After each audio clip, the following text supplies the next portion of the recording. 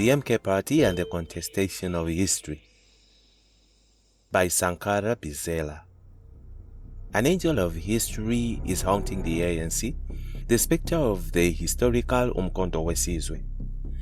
The announcement of the MKP on the December 16, 2023 by President Jacob Zuma conjured certain spirits or the ghosts of the fallen uMkhonto Wesizwe, whose death was almost rendered in vain by the rise of markets in the discursive, detour and possible policies trajectory in the ANC.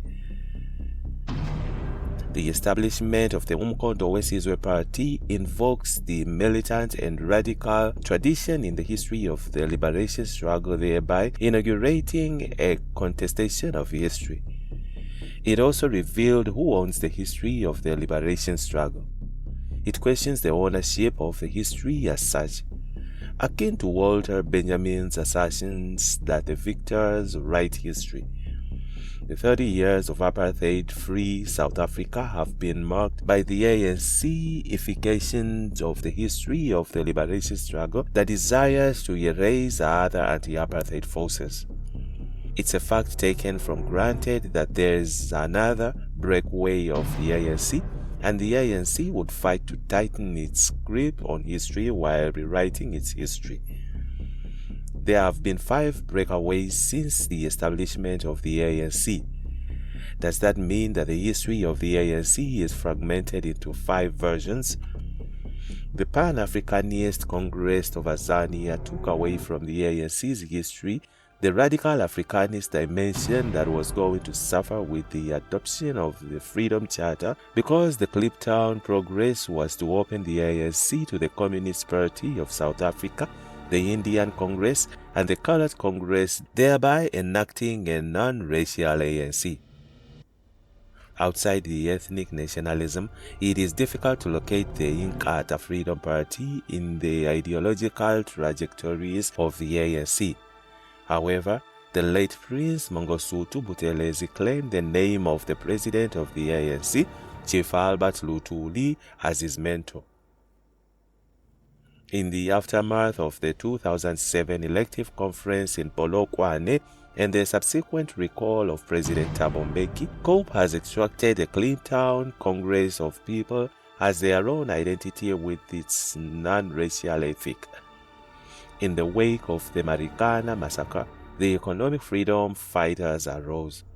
The EFF contested the radical history of the ANC with uMkhonto Wesizwe's militant lexicon. Finally, the inception of the uMkhonto Wesizwe Party exposed the neo-colonial and neoliberal agenda of the broad church ANC, and they reduced itself to the watchdogs of the markets. The emergence of the MK Party is the political landscape of South Africa has revealed the hunger of the ANC to monopolize the history of the liberation struggle. They still contest the history of uMkhonto Wesizwe in the newsrooms and claim trademarks, overlooking the idea behind the People's Army and the struggle itself. This shows the liberalism of the ANC for thinking that the struggle of the people is a privately owned property. This is also the attribute of the ANC these days, with the surrogate arrogance, a white arrogance that they are hot-spotted by the white capital with its anti-black media. This forms part of the long history of colonial racism that criminalizes black bodies without court trials, the same media that insults and humiliates President Zuma for being uneducated according to colonial standards of what it means to be educated. But it ironically affirms John Steenhuisen, who equally doesn't have a university education. The MK Party is subjected to scrutiny with the fallacious claims that it doesn't have policy documents and the constitution. These things happen because the media's fight against the MK Party is a way of protesting the now liberal ANC. When the ANC abandoned its liberator character as the people's vehicle for shelter and food, it lost the support of the people. The 2024 general elections were the wake-up call, but like many former liberation movements, the ANC made desperate moves to hold on to state power. The act of entering a coalition with the DA suggests that the ANC is no longer the vehicle for a better life for all. What does it mean then for the ANC to marry the anti-black Democratic Alliance that strives to humiliate black professionals like Dr. John Hlophe and others? Does it mean the ANC has given up the burden of being a liberation movement by taking on a different political identity, one that is agreeable to the DA and the white capital? It seems the ANC is exhausted by the burden of history, hence it is reluctantly handing over the baton of history to the MK Party. I imagine Benjamin's angel of history, this elusive figure who looks at history spellbound and agape. I see Jacob Zuma on the fateful December 16th as the angel of history standing in the awe before the dung heap of history of all that has gone wrong in the ANC while it blows him to the future of South Africa way beyond him. Sankara Bizela, MK Party Cape Metro spokesperson. The views expressed do not necessarily reflect the views of IOL or independent media. On the other hand, Let's Talk. Ramaphosa opens to discussing BELA Bill concerns. President Cyril Ramaphosa will engage with parties within the Government of National Unity over concerns raised about the Basic Education Law Amendment BELA Bill. However, according to presidential spokesperson Vincent Magwenya, there is no provision of the Constitution for the President's decision to be subject to negotiation or agreement with any other party or individual. Ramaphosa has come under fire for the Democratic Alliance DA after the presidency announced that the signing of the bill will take place on Friday at the Union Buildings in Pretoria. The DA's John Steele Olson called for an urgent meeting with the Ramaphosa, while AfriForum say it will take legal actions against the president if he signs the bill.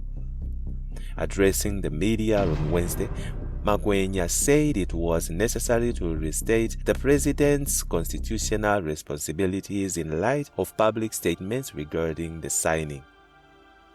He explained that according to Section 79, subsection 1 of the Constitution, Ramaphosa must either assent to approve and signs a bill passed in terms of this chapter, or if the president has reservations about the constitutionality of the bill, refer it back to the National Assembly for reconsideration. According to the Constitutional Court case in Doctors for Life International v. Speaker, the president cannot refuse to sign the bill for political reasons. The only ground upon which the president can refuse to sign the bill is constitutional reservations. This means that the president needs to apply his or her mind to evidence and submissions before him and make an independent determination of the constitutionality of the legislation, Magwenya said. He added that Ramaphosa's assent follows rigorous and inclusive public consultations and parliamentary deliberation of the draft legislation before it is passed by Parliament. He said only if the president has reservations about the constitutionality of the bill, then he can refer it back to the National Assembly. If there are no reservations, Ramaphosa can assent to the bill. The president remains firmly committed to engaging fully and openly with parties in the Government of National Unity on this or any other matter of concern, Magwenya said. Meanwhile, no more fancy cars for KZN officials as Treasury continues to tighten provinces' coffers. KwaZulu-Natal MEC for Finance Francois Rogers has made another move to help curb overspending within government departments. This week, Rogers announced a clampdown on the use of hired vehicles for officials. The MEC said a recent investigation revealed that his office inherited a legacy of wasteful expenditure. The investigations center around vehicle rentals for MECs in the province. Over 4 months, 16.8 million rand was spent on vehicles hire for 11 provincial government departments, he said. Rogers spokesperson uMkhonto Duma told IOL that the procurement process is expected to be wrapped up within the next 2 weeks. The procurement process of vehicles for utilization of members of the Executive Council in KZN is currently underway.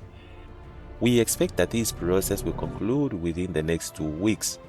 At this stage, we cannot disclose any further details on the matter, Duma said. The cost-cutting moves comes months after Rogers' announcement the closing down of Durban's Treasury Office as his way to effective budget spending. In June, he said the closure of the leased offices will save KZN Treasury as estimated 1 million rand per year.